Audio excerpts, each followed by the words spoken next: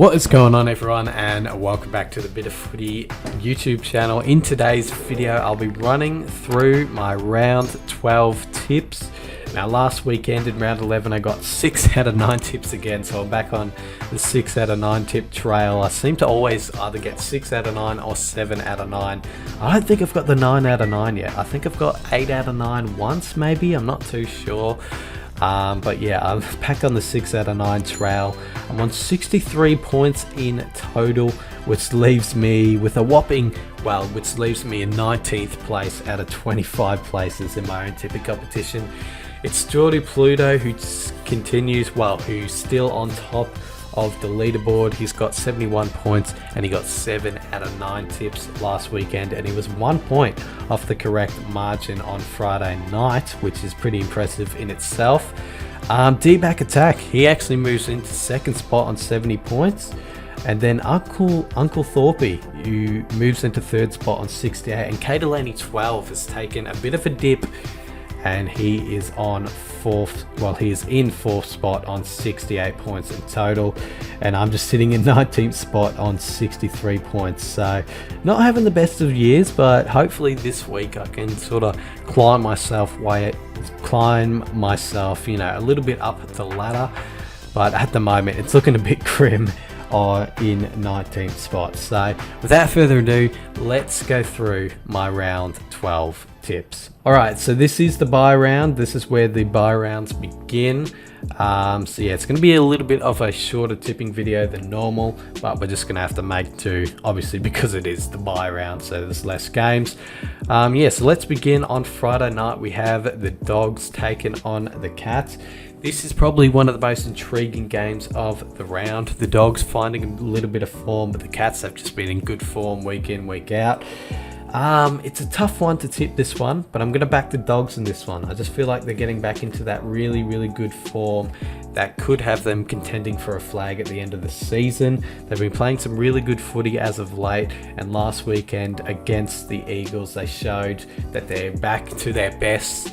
I know the Eagles are a bit of a depleted side at the moment, but the Dogs really, really look good in that game, really found that form. A lot of their players that needed to find a bit of form found that form and sort of regathered themselves. So it's looking good at the moment for the Dogs, and I'm going to back them to beat the Cats at Marvel Stadium in this one, in what should be a very, very good and maybe even contest. I'm not sure, because the Dogs and the Cats have a different playing style. But yeah, I'm going to back the Dogs in this one to get the job done, and I back them by 14 points over the Cats, because it's normally a close one when the Dogs play the Cats. Saturday afternoon we have the Crows taking on the Eagles at the Adelaide Oval.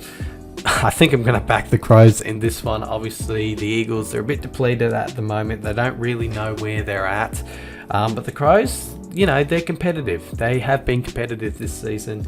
Obviously they've been, they haven't been winning games as of late, but in patches and games, the Crows have definitely been competitive, and you can see what they want to do. You can see how they want to attack the game. I don't know, it could be a confidence thing, it could be something else, but they're just, they're just turning the ball over a lot, and they're just causing themselves a lot of trouble. But yeah, I think this weekend they should be up and about. They should be able to get the job done over the Eagles, so I'm going to back the Crows to get the job done. Moving over to TIO Stadium, it's the Suns taking on North Melbourne. I'm going to back the Suns boys to get the job done in this one. Majorly impressive the Suns were last week over the Hawks. They just looked very in control of that game. And North Melbourne, they're just the opposite at the moment. They didn't look in control of that game at all. North Melbourne, they just sort of got battered a little bit, didn't they? They just sort of got battered around the ball.